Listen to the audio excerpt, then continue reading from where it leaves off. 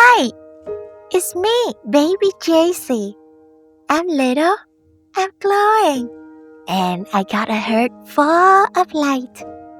Every night, I float through the stars looking for little friends like you to share story with.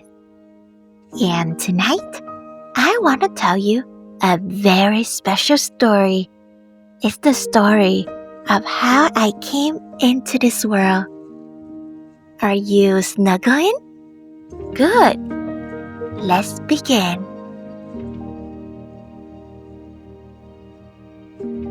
That day, the sun was so bright and warm. I went with Mommy Mary to the market in the center of town. I held her hand tightly as we walked. The market was a whirlwind of sight and sound. Merchants were shouting about their ripe figs and fresh fish. Donkeys brayed impatiently. The air was thick with the smell of baking bread, fragrant spices, and dusty earth. It was a place full of life and energy. But my eyes were drawn to a quiet corner away from the main path, where a stone bench sat in the shade. On that bench, an old woman was sitting all by herself. Her shawl was a faded gray, the color of a cloudy sky. Her face was a map of wrinkles, and her shoulder was slumped, as if she was carrying something very heavy. She wasn't buying or selling anything. She wasn't watching the busy crowd. She just sat there, looking down at her thin, still hands resting in her lap. And her whole body seemed to radiate a deep, silent sadness. We stood for a moment while Mommy looked for some woven cloth. I watched as person after person hurry past the old woman bench. A man carrying a heavy sack of flour nearly bumped into her, but he just grumbled and kept going. Two women, their arms full of vegetables, walked by laughing loudly, completely lost in their own happy conversation. A group of children chased a stray puppy, their feet kicking up dust right in front of her. But they were so busy with their game that they didn't even see she was there. It was as if she were invisible. A little ache started in my chest. I didn't understand why nobody else seemed to notice her quiet sadness. The world was spinning so fast with noise and color all around her. But she was all alone in her still gray bubble. I squeezed my mommy hands a little tighter. I gently tugged on Mommy's tunic. When she looked down at me, I didn't say anything. I just looked toward the old woman. Mommy followed my gaze and saw her.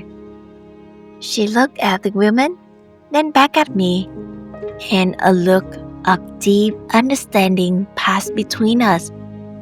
She had a soft, gentle smile and gave a little nod. It wasn't just permission.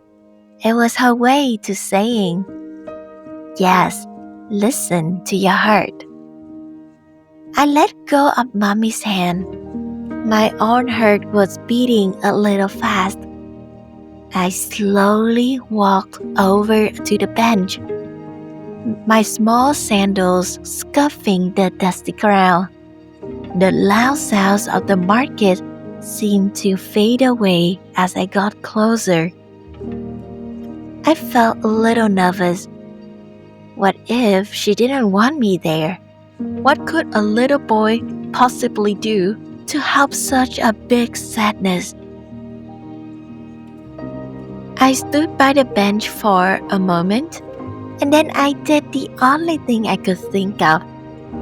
I sat down very gently on the stone beside her, making sure not to startle her. I looked at her hands. They were crinkled, and the skin was thin like paper, with blue rivers of veins. They looked so tired. I did one very simple thing. I opened my own small warm hand and just rested on top of hers. It was an offering, a quiet question. I didn't say a single word. The woman gave a tiny, quiet gasp and lifted her head very slowly, as if it was very heavy. She looked at me with surprise. Her eye was cloudy with all sadness, but as she looked at me at my small hands on hers, it seemed like a tiny little spark appeared in them, like a single star appearing in a twilight sky. She didn't pull her hand away. Instead, her crinkled fingers gave my hand a gentle squeeze. We just sat like that for a long time in a warm, comfortable silence. The noise of the busy market was still there, but it was far away now, just a distant hum. In a little corner, there was only peace. Then I saw it. It started at the corner of her lips, and slowly, like a sleepy flowers opening to the sun, a red smile spread across her face. It didn't erase all the sad crinkles, but it lit them up from the inside. She nodded at me, a silent thank you. I understood then that love doesn't always need words or big actions. Sometimes the greatest gifts you can give a lonely heart is just your quiet, warm presence.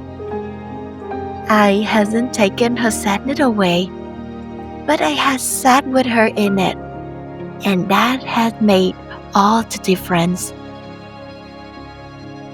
And that night, I look up at the stars, the same stars you see outside your window. I didn't wear a crown. I didn't have a palace, but I came with something brighter, love. And that love is still here, floating in the star, hiding in your prayer, and waiting in your dreams. So close your eyes now. I'm right here with you.